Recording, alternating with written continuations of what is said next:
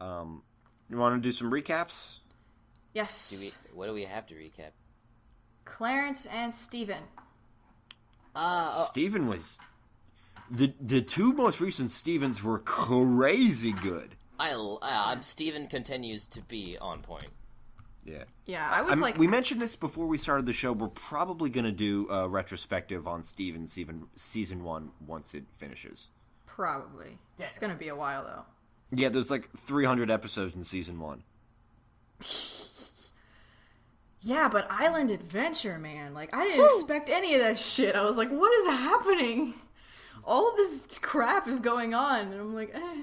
Yeah, and I thought it threw the final punch, and then it threw more punches, and I'm like, wow, my face. Yeah, I know, my face got so beat up. Island Adventure was mostly about Lars and Sadie, for the most part. Steven takes them on a magical beach vacation, and they get stranded there. And it's really about Lars and Sadie's really strange relationship. Steven is like all about them as a couple. Yeah, like Steven is the third wheel, little brother, getting in the way. My favorite bit is the spooning. Oh my god. Oh, that was so cute. That was so... And also funny. It was so cute. And Sadie was so... Like, she was so awesome. Like, she destroyed that gem monster, and it was invisible. Yeah. Like... That was some Tomb Raider shit. That was crazy, and she had leg hair. Yeah. And, like...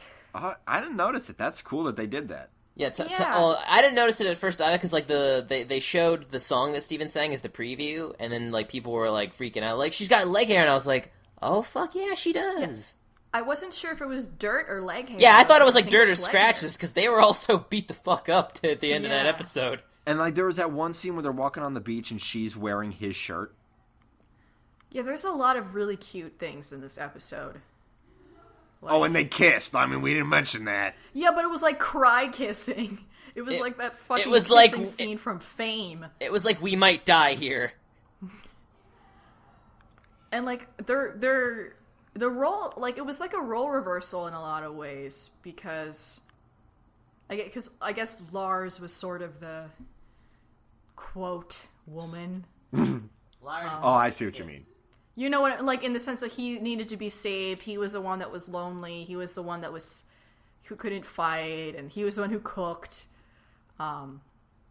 He's the one who cried a lot. As usual. Yeah, and, like, because this show's so progressive in that regard, it didn't even feel like, they never, addressed the role reversal to the point where I didn't even notice. Yeah, which is like, important for this kind of thing, to just make it super, to normalize it, to not make a big deal out of this shit.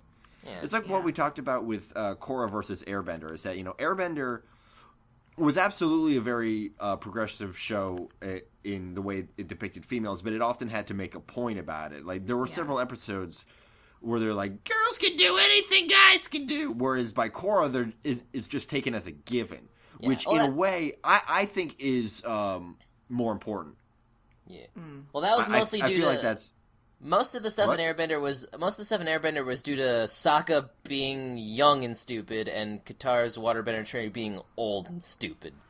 So, like, yeah. But I agree with you. But at the end of the episode, I was like, no, it can't be over. There's no closure. I'm sad forever. It's real. Well, I mean, we'll see some more of it. There's 35,000 more episodes in this season. Yeah. One thing that was interesting... I'm just going to talk about Lars. Ian JQ just got an ask about Lars. A lot of people have speculated about Lars's race, about whether he's white or not, and if he's not, what he is exactly. What is Lars? Is he actually white? And then, of course, Ian's just like, Lars is a human being. He's not white, though, in parentheses. I love that guy. He's the greatest. I love the thing where, like, somebody was complaining about Amethyst's lips, and he's like, maybe ask yourself why you have a problem with it, asshole. Good. But another thing he said was, somebody asked, did you guys initially intend to do 30-minute, 22-minute segments, and then the studio made you do 11? He's like, no, actually, we always wanted to do 11. That's how we developed the show. Which, I mean, I'm glad they're doing what they want to do, but, after Mirror Gem, I really dug them doing that longer format. I think it suits the show very well. I feel like it does, because there is especially a lot of for episodes like that one. So, I mean, I hope that they still do more of those. Oh, yeah, they'll definitely do more of those. And, but yeah, does anyone else have to stop themselves from calling him Ian Jones Quarterly? I don't. Because, Quarty is such an awkward non-word, and it's so close to the existing word. That's why I do call him, like Nina did, Ian JQ. Oh, yeah, IJQ. Well, that's his Tumblr. Follow him on Tumblr. It's a great Tumblr. He's a rad person with a rad Tumblr who makes rad cartoons. Basically everything I aspire to be. He's my best friend I've never met. Dude, all the people that work on this show, I feel like they could be called that. Yeah. But, I seriously want to meet him and give him a hug. He would probably... He looks like a hugging kind of guy. Yeah. Hug. Yeah, I've seen that studio footage from Bravest Warriors. He looks huggy. Oh my god, he's so huggy. He's the huggiest. We also didn't talk about the episode before that, which was Secret Team. Secret Team's good. They were laying on that Amethyst Pearl stuff really heavy. I'm like, when are these two just gonna fuck? Yes! Oh, I didn't get that. They were giving each other fucking eyes. Like, when they were going... montage. When they were doing that montage of them... killing all the hands, they kept looking at each other like, I'll do this to you later. Oh, that's interesting, because normally I'm all about the lesbian subtext stuff, but I didn't get that at all. I don't know. Well, if you didn't get it, then maybe I'm making it up. Did you see it, Tooch? Yes, but I am hilariously biased when it comes to girl ships, so I am not. You don't come to me with that. I'm just gonna tell you what I want to hear. I mean, they just seem like sisters to me. Straight up. And they were, finally having fun with each other for once, and it was nice. Yeah, they were finally enjoying each other's company. In terms of shipping, people have started to see, now that Garnet's being more and more, doing more and more awesome things like everybody knew she was gonna do, people are like, oh man, but, Garnet's rad too. So, more and more people I see about Steven Universe shipping are just like, you know what, they're aliens and they don't do Earth ways, all three of them are probably whatever. In their own alien way. I saw somebody make a joke on Twitter that, part of the reason why Pearl dislikes Amethyst so much is because when they're fucking, Pearl has to work really hard to pretend it's Garnet. And I'm like, whoa, that's a lot. That sentence is dense. One thing I forgot to mention about Steven Universe, and to do something, not Steven Universe, Ugly Americans, to do something I haven't done in a long time, which is to tie in webcomics people who work on cartoons. Kelly Turnbull of Manly Guys Doing Manly Things worked on season 1 of Ugly Americans. Oh, did she? Good. I would assume as a storyboard artist. Probably. Yeah, that seems like something she'd do. That was before, it seemed like all these comics people started going into cartoons and not updating their goddamn comics. Yeah, that I feel like, because that seems to be her thing. Animation seems to be her main what she does. Yeah. That's how she would, if she does have a business card, it would probably be that. And then webcomics are her hobby and passion. Yeah. And then I really like this week's Clarence episode. Yes. Which one was it? I watched this week and last week together. I forget which one was which. It was the one with the teacher. Okay. Neighborhood Grill? Neighborhood Grill. Yes. I loved everything about this episode. I love getting a look into her, the teacher's life. There's the whole thing where the kid doesn't realize that the teacher has a life outside of school. Yes, the second Clarence was like, "Wait, what? What's she doing here?" I knew exactly what they were doing, and I was like, "Yes." That's such a real thing, though. It's the realest. You know what that is? That's the last bastion of children lacking object permanence. Yeah, it's the same thing. Exactly. It's well, she's there when I get there, and she's still there when I leave, so clearly she doesn't leave there. Clearly she exists only for me. Yeah, teachers aren't people. And I felt so bad for her, you know. She got set up with a terrible date. He was like, that was so weird. Like, again, he was Clarence, 70s. Clarence continues to be a show that really tonally is all over the place, sometimes within episodes. And I love it. Yeah, like, it was like, it reminded me of that one Parks and Rec thing where Leslie's mom set her up with an old geezer. And I was like, man, that sucks. And who are these people who make these setups? I don't know. And like, Awful. she was really wanted to make a good impression. She tried really hard to look nice. You know, she really wanted to have a nice day. And it didn't work out. And then Clarence showed up, and they were both named. And then when they all went into the bathroom, and she just wanted some privacy. And then Chad showed up, and they kept throwing the lobster over the bathroom stall. And then Clarence tries to shove his fat ass under the stall. One thing I love about the way Clarence moved, and we talked about this in our Clarence episode, is that he really doesn't understand how fat he is. Yeah, he's like a puppy that's the size of a dog now. Exactly. That's exactly. Yeah. You've seen those pictures on Tumblr of like the huge dogs you think they're lap dogs. Yes. Just crushing a woman's pelvis. Or like when cats try to fit into tiny boxes they fit in when they were kittens, and it's just like you can't even see the box anymore because their fluff is draping over the fucking box. Yeah, but I felt like the whole situation was so real because I feel like I've been in that situation where you go to one of those family sit-down chain restaurants on a Friday night and your teacher is there. Like, I think that might have happened to me, and it's really weird because, you know, even though you know that they're a person, even when you grow up, it's still like, it's just weird to see them in their personal lives. Yeah. Oh, it's weird. Like, honestly, like a few months ago, I went out, to the bar with my friends and whatnot, and one of the people I see walking into the bar is, one of my coworkers. And that was weird to me, because I had never seen him outside of work, I had never seen him outside of uniform, and we just hung out that night, and it was awkward, because all I could think to talk to him about was work. So I didn't talk to him much, because I knew that's the last thing either of us wanted to discuss. Like, last Friday, I walked into the hardware store to get some stuff for my Halloween costume, and some ladies from my office walked in. We were like, oh, hi. And, everybody from my office was all on that street doing the stuff they do after work, and I was just like, this is so weird. This one's riding her bike. This one's going to dinner. Like, what? Who are these doppelgangers? For me, I don't see coworkers outside of work, but sometimes I see regular customers.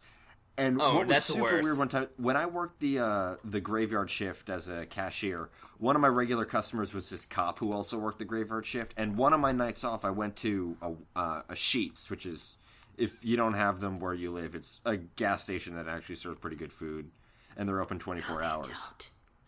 I like Sheetz. It's look, if your schedule is such that you always eat lunch at 4 a.m., it's your only option. Basically. Okay. That and Wawa. Which, we don't have one here. Yeah. Sheetz is basically Wawa. But, that cop was there, and he's like, oh, how you doing, Nick? And I'm like, oh, my God. I'm seeing a cop. This cop might not get in trouble if he harasses me in this situation. He's cool enough as, but, I mean, who knows? But, he's a cop, but his wallet is the bad motherfucker wallet from Pulp Fiction. I'm like, I don't think you understood that movie. I don't think you're on the right side of the law to have that wallet. Sir? You're just like Ben from Parks and Rec, always saying the worst shit in front of cops. And of course there was that really, really amazing gag. You all know what I'm talking about. If you don't, I disown you. With the... Well, now I don't want to... Are we talking about the gay scene? It's the one that you... Yes, the gay one. I didn't want you to be like, no, Tooch, I'm talking about funny jokes. Don't be offensive. No, that was so great. Is that Love is love! That fucking song came on. And then she just goes like, oh, well, good for them. That's nice. That's good. Fucking Macklemore came on. Yeah, it's... I mean, obviously they had to pull the punch because they couldn't do a lip kiss. And they did a cheek to cheek. They did a European kiss. Yeah. I don't know. That sounds gayer to me. It was.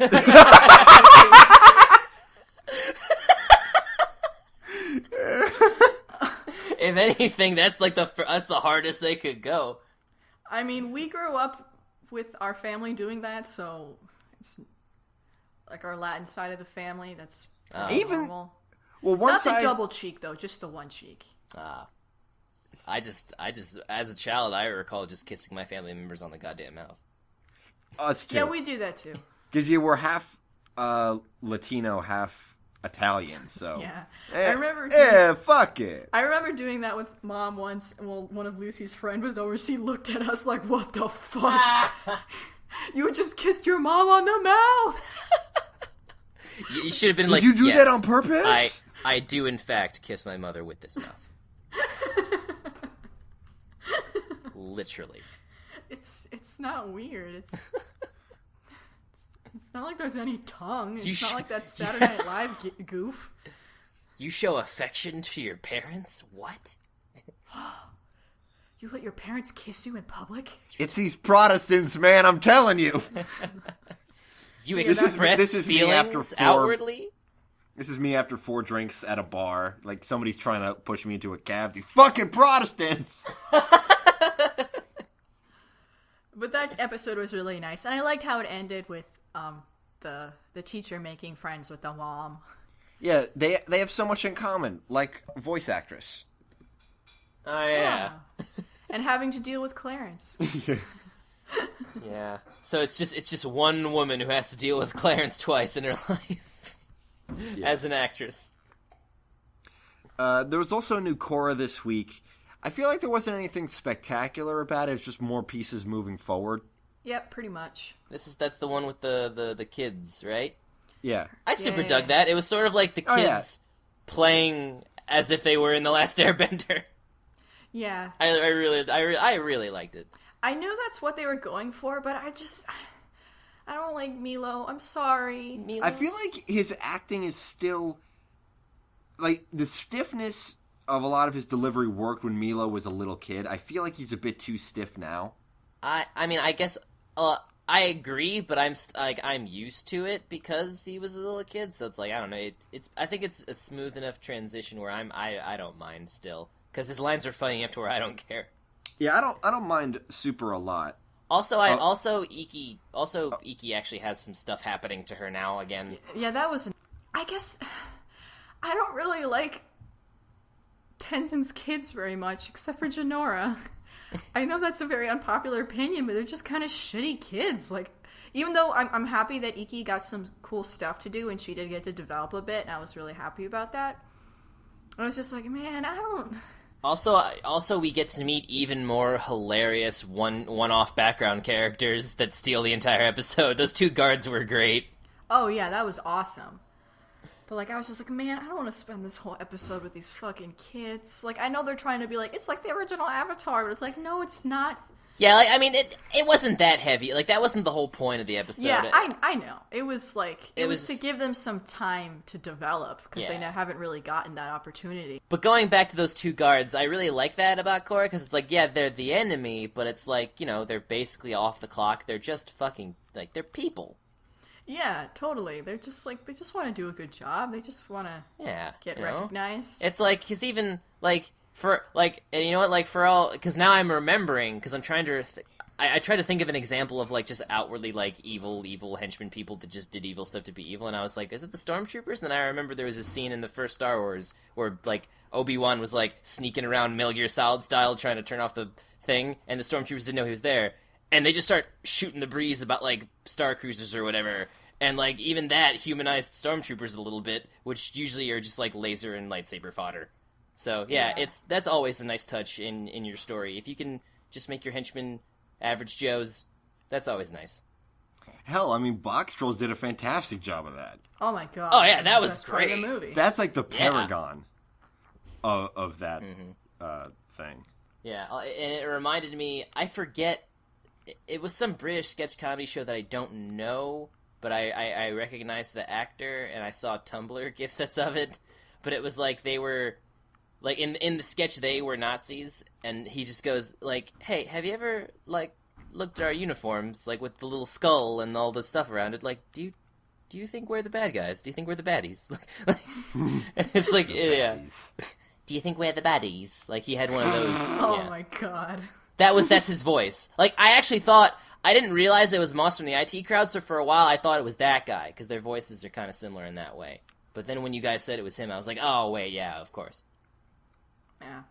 But yeah, Korra. Korra is moving. Some parts, now things are moving and shaking. So some progress should be made. Oh yeah, another Star Wars parallel. Toph is a better Yoda than Yoda. Yeah. Toph for best Yoda.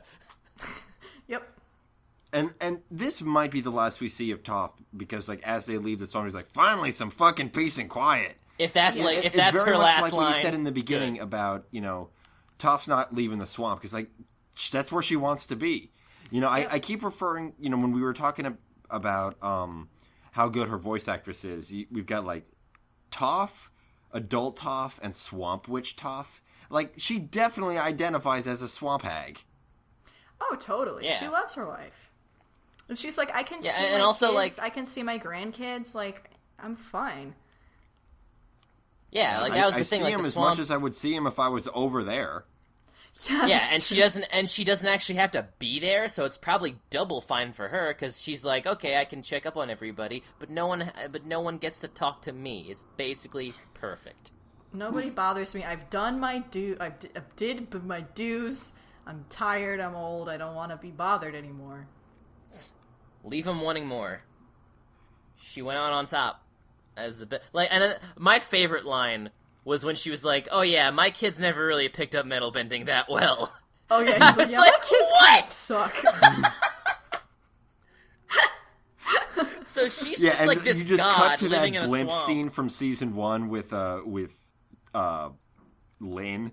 Yeah. Ripping up the blimp. It's like, man, my kids are a bunch of half-asses. Or when Korra was like, tell me the story about when you stopped the Fire Lord. And she's like, I don't know, I was on a blimp. It was on a blimp. It was hot. I couldn't see anything. What do you want? Yeah, like that. Like, now that you said that, I was like, oh yeah, she probably wouldn't be the best person to recount it, because she didn't see a lot of it. No, I mean, I guess you could describe what it smelled like, but she's not a freshman creative writing major, so she wouldn't do that. Yep. Oh god, that's the worst. Have we talked about that on air before? How no, but this is pushing 2 hours, so we might want to save that for another time. All right, if you're a creative writing major, never talk about how something smells ever. You asshole. Especially if you're like if it's like a good smell and you're like trying to set a mood, that's the worst. The fresh, crisp fall. Fuck you. Yeah, fuck I you. will close fuck the you book forever until you die. You're not a good writer. You're bad at it. You might as well have your protagonist waking up in the goddamn morning and looking at himself in the mirror. Podcast over. I think that thing you said about the Fred Burger episode last week is, I think, the thing I laughed at the hardest. Yeah, I think I killed you for a second there. Yeah. All right, that's been this episode of the Toon Goons. That concludes Halloween month, also known as October. I keep calling it that. That's what it is, Nikki. What is this October? Yeah. It's not even the 8th month. Anyway, this episode is coming out on Halloween, and so tonight, Halloween, I'm going to be doing a stream of all the Homestar Runner Halloween cartoons on my Twitch channel, which I have to make sure I have. All the links and shit will be in the description to this episode, and I'm going to add some commentary in between episodes. It's going to be a fun time. Great. Next week, we are talking about Winnie the Pooh, The Search for Christopher Robin, that movie we keep talking about how much we want to do. And we're going to do it because Tooch is away from home and can't marathon anything. Yeah. Actually, Nikki, the movie is called Pooh's Grand Adventure, The Search for Christopher Robin. Thank you for calling me out in that really smug way, Nina. After that, was my favorite movie for like 10 years of my life. So Dang. After that, what trumped it? I don't know. Oh, okay. I don't know. It's probably still my favorite movie. It's probably still my favorite movie. All right. I don't really have a favorite. I don't know people who do that. Like, my favorite movie is Fight Club. I'm like, okay. Yeah, I can't. How do you have a favorite movie? It's so I dumb. can't pick. But anyway. I just say Blues Brothers so I can have an answer. Yeah, Blade Runner. I don't know. I don't know, man. After Pooh, we're doing Young After Justice. Pooh. Sorry. We're doing Young Justice. And then after that, we're doing Pepper Ann, right? Yes. Yeah. And we might fit Book... Sorry. We might fit Book of Life sometime next month, too. We'll have to see about that. None of us have seen it yet. I'm hearing super good things about it. I'm hyped. Me too. Yeah. Because I was worried that it wouldn't come together entirely, because the trailers made it look spread pretty thin. That was the only thing I was worried about. It looked like there were too many nested plots. Yeah, like, I heard that they handled the love triangle in a way that you don't expect. Yeah. Oh, yeah, that too. Yeah, I'm planning on watching that on Halloween. Yeah, I don't take any stock in trailers because they're garbage and give you 75% of the film. So You- Well, I mean, the You one thing got you do got to what keep I on. need. That was so funny. they also, yeah. But I did see the other one where, like, Ice Cube's character is, like, talking about what the guy did in his, like, inside the Labyrinth of Trials. Oh, He's yeah. like, yeah, it was a good day. And I'm like, I think I said in the theater, not super loud because it was box trolls. I said, fuck you. I was a little flabbergasted. Like, did they do that? Bismarcky and Ice Cube. Like, what? So many rapper jokes. We'll definitely talk about that at some point when we all see it. Now, you saw Princess Kaguya, right? No, I haven't. Oh, you didn't? No. That fell through? It's a whole story. I'll tell you later. I'm going to watch it Tuesday, so tomorrow. Okay. We might talk about that as well if Tooch and I can manage to see it. Hopefully. I don't know how one would go about that. I don't know if it's been released in your area yet. They're doing this really weird staggered release thing. Yeah. Like their Facebook has all the information, but like it's weird. But yeah. All right. And so that's our schedule for the most of the next month, and we've also got December planned out too. But you don't need to know that. So shout-outs. Yes. Donovan or Buddy asked if we could talk about whatever happened to Robot Jones. I would have to watch any of it. Yes. The only one I saw was the one with the Rubik's Cube. I saw that too. In the middle of it, I'm like, what is this? Yeah, I saw most of them, and the only thing I took away from that show was at some point in the middle of the series, they replace Robot Jones's super duper robot Microsoft Sam voice with a child actor that they bloopified up in post, and it was really jarring. Other than that, I don't remember much from it. Well, we'll add it to the list. Yeah. And then our other friend, Captain Awesome, asked if we've seen any good animated short films lately, or if there's any that we really like. And then he recommends two. One, there's A Man in the Woods, which I have seen. That was one of the I believe it was last year's Cal Arts senior thesis. That was one of them. And Backwater Gospel, which I have not seen. Have you guys seen any short films? Where do you even see short? I guess just on Vimeo. Like, Yeah, Vimeo. They're all on Vimeo. And I always see them on Tumblr, but I'm always like, I'll watch that later, and then forget that there's no way to backtrack on Tumblr after it's been longer than an hour. You know a short film I really like that's on Vimeo? Cat Soup by Masaki Yuasa. It's half an hour. It's all on Vimeo. Super good. I think that the last short animated film I may have seen was that one with the French bulldog and the omelet. Oh yeah, that one was so cute. Where his owner came home and was so tired but had to make dinner, and the dog had to keep him from killing himself. Oh yeah, I did see that one. That was cute. Yeah. And then I know one short film I'm looking forward to is Feast, by the same team that did Paperman. It's going to be premiering at the beginning of Big Hero 6. It's about a little dog that eats food all the Yes, I'm sold. You could probably find the trailer easily. Just look up Feast, short film, whatever. You can find it. Make a trailer for a short film. A trailer is already a kind of short film. Yep. Well, it's a very short trailer, and they're making it because they're trying to really push this short in, like, the film festivals and stuff. I see. When does Big Hero 6 come out? November 7th. Maybe we'll do a movie episode where we talk about that and Book of Life. And Kaguya, if we've seen it. Yeah, it's been a good year for animation. Yes, there's a lot of stuff. So hyped for Big Hero 6. Me too. Baymax. There were these cute kids at the comic book store. They were all like, "That's from Big Hero 6. I know all the characters. I'm gonna go see the movie. I'm so excited." Yay, children. Oh, you don't like children? Okay. Never mind. What? No, I was saying I love children. I was making. We'll cut all of this out. Good noises. Yeah, we're gonna cut most of this shit. Can we wrap it up and just chit chat? Alrighty.